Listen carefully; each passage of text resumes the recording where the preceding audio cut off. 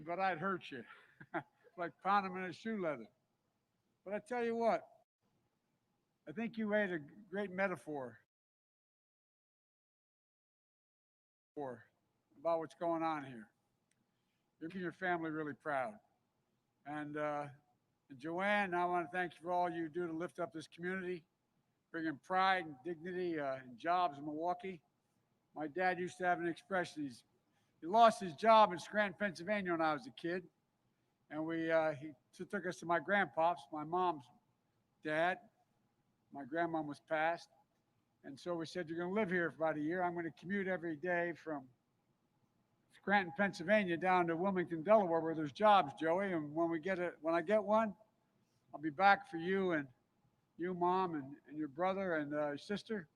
My sister's with me today, too. Where's my sister, Valerie? She's my best friend in the world. Anyway, Val. And, uh, and he said, it's only 157 miles away, Wilmington, Delaware. He'd come home every weekend.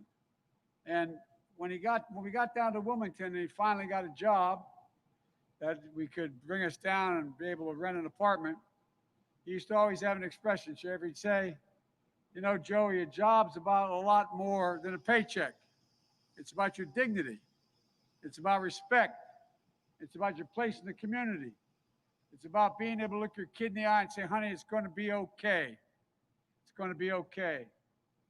As Gwen knows, there's not an awful lot of people out there right now, a lot of hardworking people who can't say it's going to be okay. They're in trouble. Statistics show, for example, that over 50% of the American people, actually it's 49% to be precise, anticipate they'd have to borrow the money or sell something.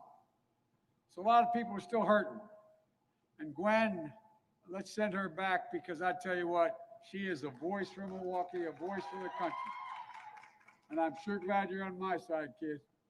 Sure glad you're on my side because I'm on yours. I want to thank you all for welcoming me today. And Tom, you've been a good friend for a long time. Thank you, Al. Tom endorsed me when they said, Joe, who's running for what? Anyway, but thank you, Tom. And Sheriff Lucas and Sheriff Mahoney and Ambassador Joan Prince, I want to thank you all for being here. There you are. Okay.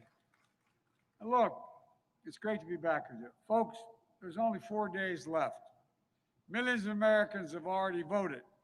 They tell me now it's up to about 85 million Americans have already voted. And millions more are going to vote before this election is over.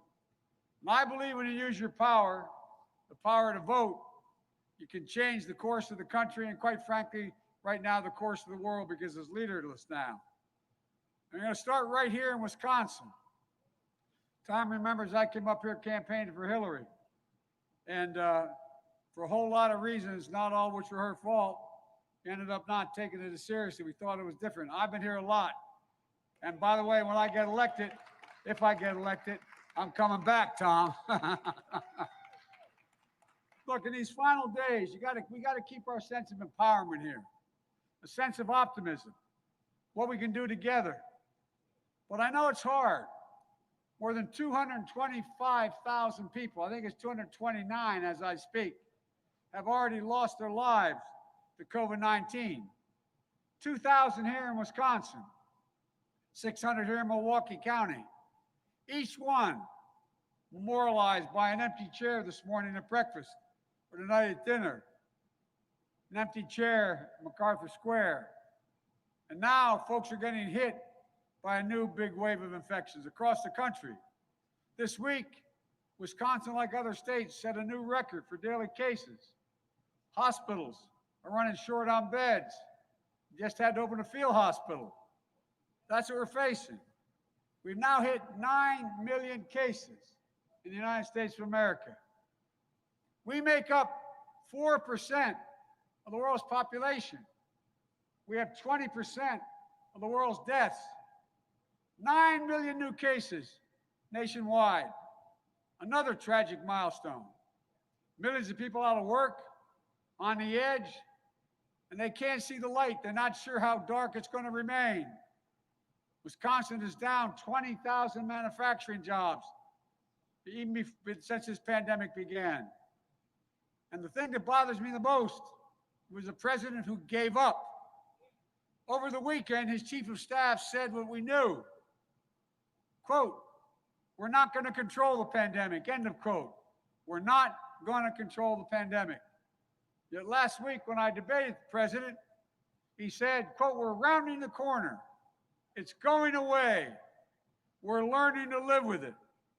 You may remember what I said. It may have been viewed as harsh by some. I told him, we're not learning to live with it.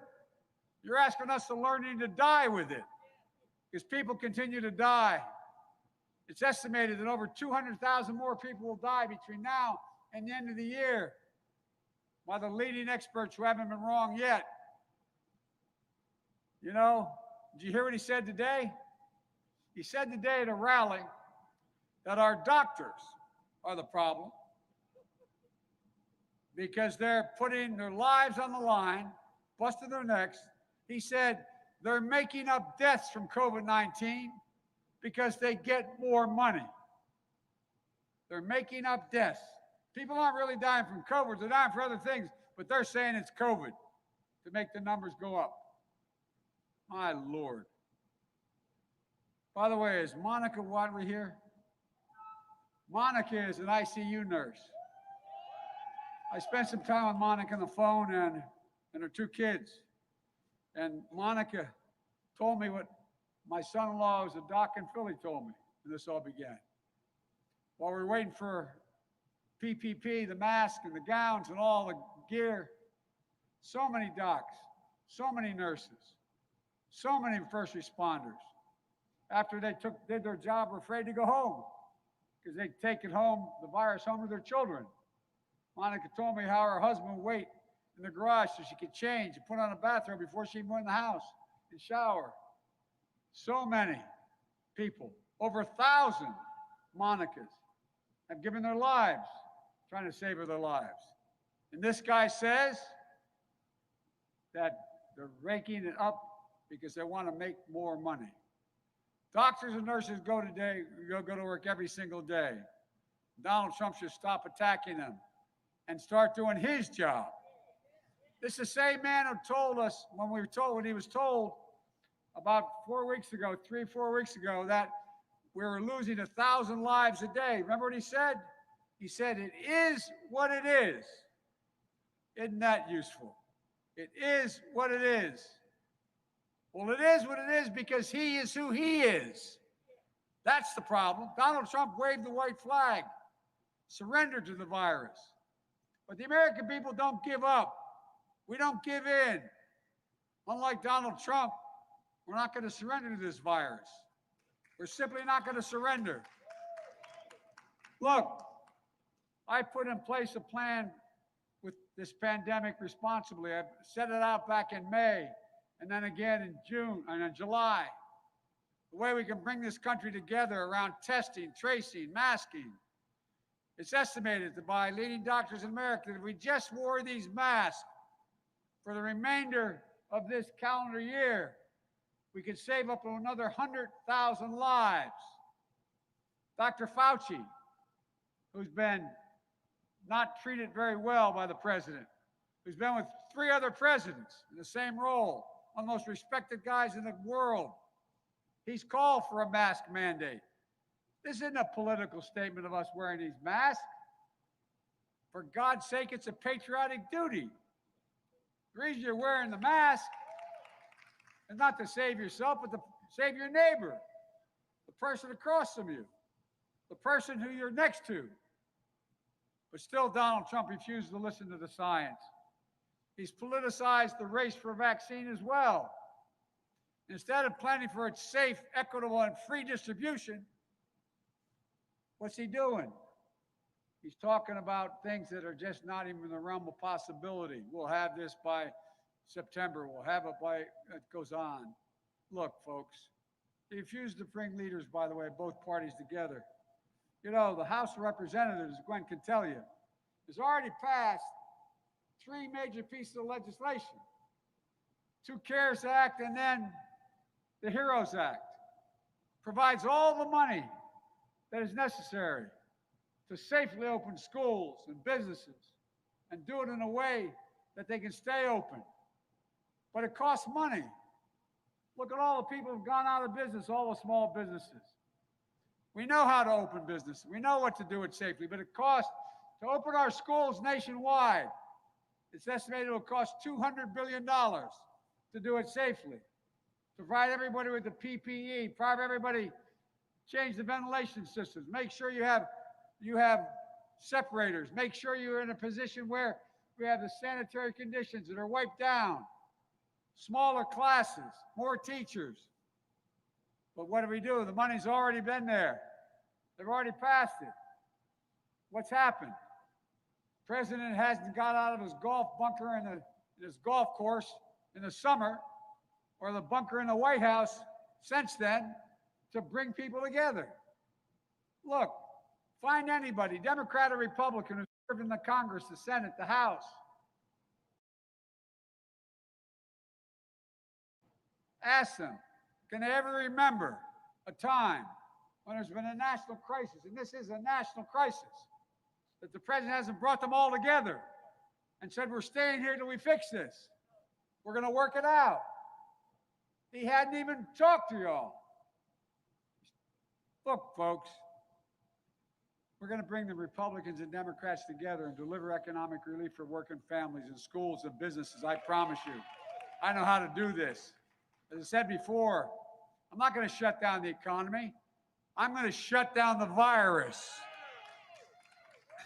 Look, Donald Trump inherited a strong economy from Barack and me, but he squandered that economy just like he squandered everything he's inherited. Frankly, I've dealt with guys like Trump my whole life, guys who think they're better than you because they have a lot of money, look down on you because they live in a better home. But tell you what, we understand how this works. Folks, the people who built this country weren't Wall Street and investment bankers and CEOs. They're hard-working Americans, middle-class folks, working-class folks. They built the middle class, and unions built the middle class. Look, we know, as Gwen said, we can build back better. With an economy that rewards work, not wealth. Right now, it rewards wealth, not work. We can do it without raising taxes on any working person in the middle class. I give you my word as a Biden, if you make less than $400,000, if I'm elected president, you're not going to see a penny of your taxes go up. Not a penny. He keeps lying about my plan.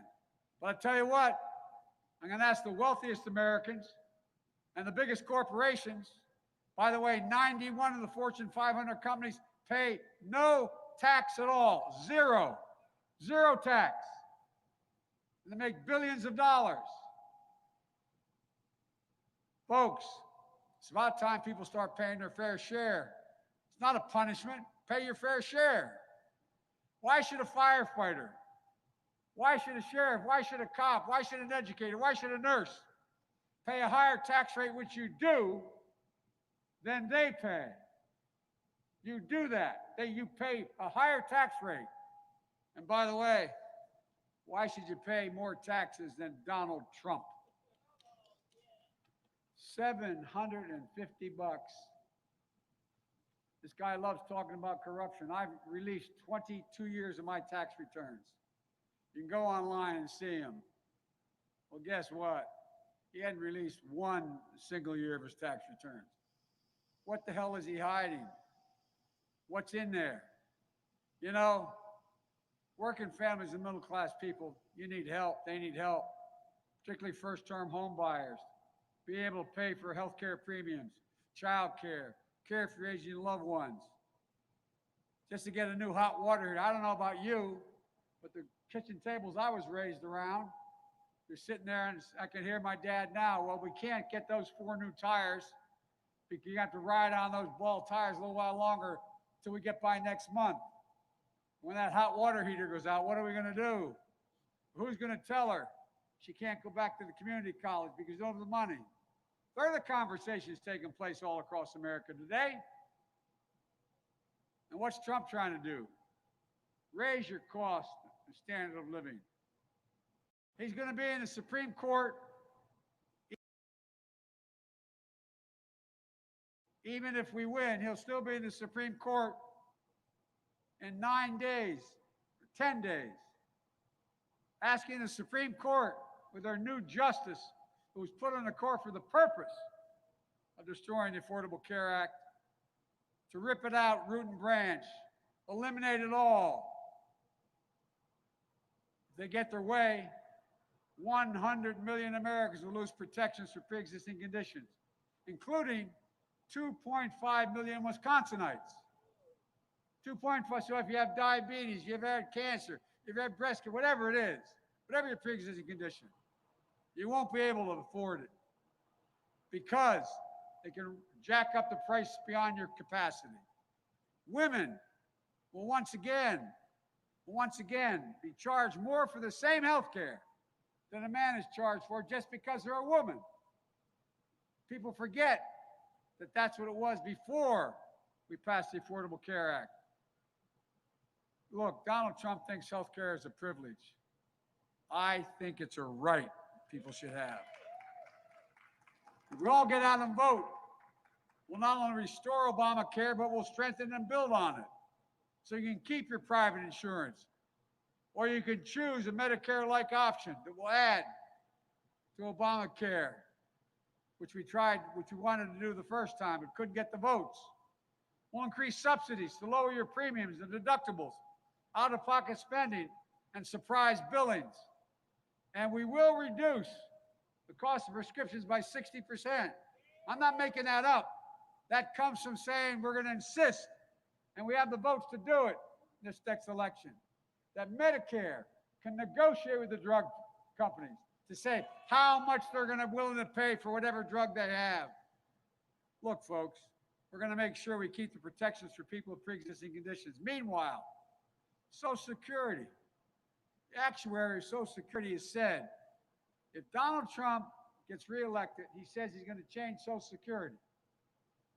Based on the change he wants to make, the actuary at Social Security said Social Security will be bankrupt by 2023. I'm not making this stuff up. It's real. Folks, I'm going to protect Social Security, Medicare, and Medicaid. And guess what? He's not going to be able to do it because we're going to win this election. Look, let's not forget how weak Donald Trump has been and chaotic. He talks about trade policy. My God, what a disaster he's been. Trump's trade policy has decimated, devastated the Wisconsin dairy industry. In 2017 to 2019, Wisconsin lost 15% of its dairy farms. And last year, Wisconsin lost more dairy farms than any state in the nation. Since the start of the trade war, Wisconsin has seen mass layoffs surge by 25%. And even before COVID hit, Wisconsin saw big declines in manufacturing jobs. After Trump rolled out his irresponsible tax giveaways, Harley-Davidson slashed 800 manufacturing jobs, repurchased almost $700 million of his own stock so the corporate heads could make a lot more money, and none of it went to the employees, and then shifted some of his production overseas. So much for helping. Look, my policies, right now, by the way, the deficit with China is higher than it was in our administration. Look, at the end of the Trump tax loopholes that incentivize companies to ship jobs overseas, these new laws that just got passed for real adds 10%. I'm going to add a 10% surtax to any company that ships jobs overseas. And companies that invest in strengthening American manufacturing or bring jobs back home, I'm going to offer a 10% tax credit. And by the way, the President of the United States awards over $600 billion in contracts a year for our military, for all the things we build, federal buildings. Well, it's not a violation of any trade law. No one's done it, but I promise you I'm going to do it. Not a single Not a single solitary contract can be awarded unless all the products used by that contractor are made in America. All of them. Right here in America. And by the way, when I talk about my economic plan, it's not some liberal think tank talks about how good it is.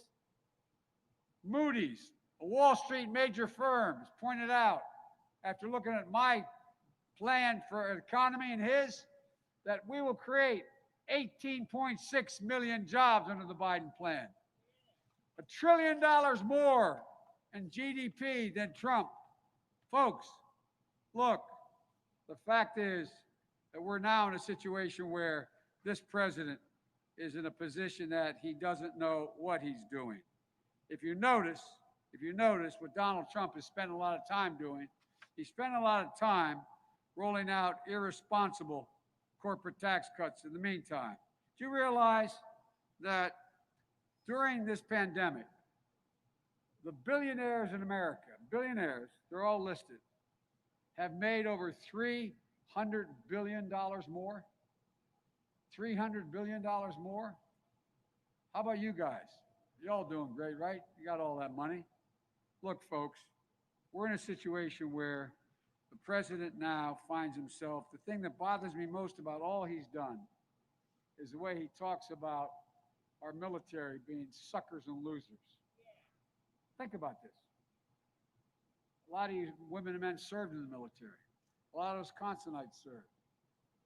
My son, Bo, gave up the Attorney General's job in the state of Delaware to volunteer to go to Iraq for a year. He won the Bronze Star, the Conspicuous Service Medal. He came home with cancer after being near burn. He came home anyway. He's given months to live. And guess what? He wasn't a loser. He wasn't a sucker. He was a patriot, just like your sons and daughters, your parents and grandparents. Look, folks, if you ever wonder, Trump keeps talking about how strong he is. He's strong, and the rest of the nations listen to him. Everybody's afraid of him. Well, let me tell you what. He's the first president I'm aware of in American history that 6 generals, including his former chief of staff, 6 of them left, resigned, and said he wasn't fit to be commander-in-chief. General Stanley McChrystal, Special Operations Commander. He's the guy that oversaw the bin Laden raid. Bill McGraven. And 22 he oversaw. He was the SEAL. He headed up the SEALs. And 22 4-stars have endorsed me, saying they trust me to be the next commander-in-chief of the United States military. Folks, it's about respect. It's about support. And that's why the Military Times, which the staff tried to wipe out, Military Times just wrote an article saying more active duty troops support Biden than Trump. So much for the guy who talks about what a tough guy is and why everybody listens to him. Look, that's why we have to support the military, and we have to make sure we considerably invest more, which don't take the time to talk to you tonight about, but invest significantly more in dealing with the Veterans Administration. And while Donald Trump fails to condemn white supremacy, we can vote to deliver racial justice. Folks, a season of protest has broken out all over this nation. And protesting is not burning and looting and violence, and it must never be tolerated. It won't. That's not protesting. But those protests are cries for justice. The names of George Floyd, Breonna Taylor, Jacob Blake, they're not going to soon be forgotten. Not by me, not by us, not by this country. We have to vote to meet the challenge of climate crisis as well. More frequent extreme weather. Literally, the planet's at stake. We're told the number of years before it's irreversible is getting narrower and narrower. The West is on fire. More forest land has been burned to the ground than the entire square miles of Rhode Island and Connecticut combined. The Midwest is flooding. Here in Wisconsin, extreme weather incurs big costs for your infrastructure. Lake Michigan set a record high this past January. In the south and the east, hurricanes are more severe. Oceans are rising. My state's only 3 feet above sea level, literally. People are worried what happens if we don't change this. Folks, Donald Trump thinks that when he says climate change, he says hoax. Well, this stable genius, as he calls himself, also thinks that wind power causes cancer. The way to stop hurricanes coming across the warm Atlantic from Africa is to maybe drop a nuclear bomb on them. The same stable genius said the problem we had in the Revolutionary War, we didn't have enough airports in the Revolutionary War. God saved the, anyway. Look, when I hear climate change, I think the health of our children, the security of the planet, and I also think it creates jobs. Jobs here in Wisconsin, all across the country. Folks, combating climate change means saving the planet, protecting our health, and creating millions of good-paying jobs, union jobs, right here in Milwaukee and all across America. We can change the path we're on, but we have to act now because we can't afford 4 more years of Donald Trump. This election, I promise you, is going to hit, your grandkids are going to write about how it set the path for at least a generation here in America. You know, in 2008 and 2012, we came to you all, Barack and me, and we asked for your help. You helped us. And each day we were in office, we worked for you and the entire country. I'm going to do that again. My 2020 campaign is a broad coalition. We welcome Democrats and Republicans and independents. I'm running as a proud Democrat, but I'm going to govern as an American president. There will be no blue states or red states, just the United States. I'll work as hard for those who vote against me as those who voted for me, because that's what a president is supposed to do. The duty to care, the duty to care for everyone. Look, you too have a sacred duty to vote. It matters. Wisconsin matters. So if you haven't already, and most of you probably have, make a plan, vote. Get out to vote. If you've already voted, get your mom, dad, brother, sister, neighbor. Get them to vote. Go to iwillvote.com/WI. You've got to get it done to make sure everyone knows where to vote, when to vote. Look, a press article yesterday, speaking of Donald Trump, 2 days ago actually, said, and I quote, "Never before in modern presidential politics has a candidate been so reliant on wide-scale efforts to depress the vote as Donald Trump." So let's be careful here. Guess what? He's not going to be able to stop us. Not at all. As I said, he'll not silence the over 85 million people who have already voted. They've had enough. People are coming out in droves, waiting 3, 4, 5, 6 hours in other states just to vote. Let me conclude by saying I'll never forget the phrase used by President Kennedy when he decided to send us to the moon, get to the moon. He said, when asked why, he said, "We refuse to postpone. We're the United States of America. We refuse to postpone the incredible opportunities available to the American people. I refuse to postpone the enormous possibilities we have. I've been around a while, but I've never been more optimistic about America's chances than I am today. I really mean it. There's nothing beyond our capacity. Nothing. There's no limit to what America can do. We're the only country in the history of the world that's come out of every crisis stronger than when we went in. The only thing that can tear America apart is America itself. And that's exactly what Donald Trump has been doing from the beginning of his campaign last time out. Dividing America, pitting Americans against one another based on race, gender, religion, national origin, ethnicity. It's wrong. That's not who we are. Everybody knows who Donald Trump is. Let's let them know who we are in the last 4 days.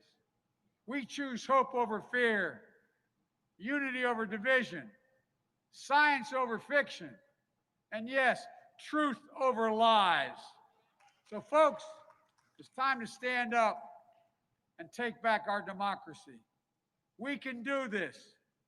We'll be better than we've been. We can be who we want to be at our best, the United States of America. I promise you, we can do this. You help me get there. I promise you I'll take responsibility. When I make a mistake, I'll acknowledge it, but I will take responsibility and I won't let you down. God bless you all, and may God protect our troops. Thank you for your patience. Thank you, thank you, thank you. All right. Thanks, everybody. I appreciate it. You gotta be freezing.